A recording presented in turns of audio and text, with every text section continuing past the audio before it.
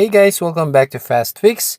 For today's video, I'm going to show you how to get iOS emojis on Android. So first, all you're going to do is go to Google Play Store and search for Zay Font. So type right here Zay Font.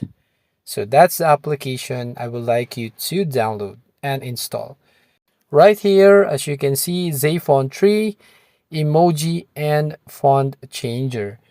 Now, if you scroll down, you can see this app or about this app and tap on this install button.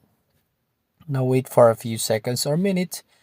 And then once you've done, tap on open, and here, just tap on agree on terms and conditions.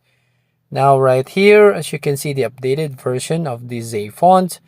And I want to go right here on emoji, as I want to change my emoji into iOS. So iOS 16 right here.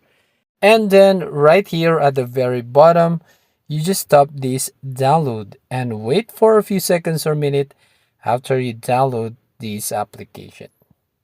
And now once you've done, you can see right here the apply button. So tap this apply, choose a method to install, and then tap on done at the bottom part of this pops up message. Now here you can tap on get started and say please wait.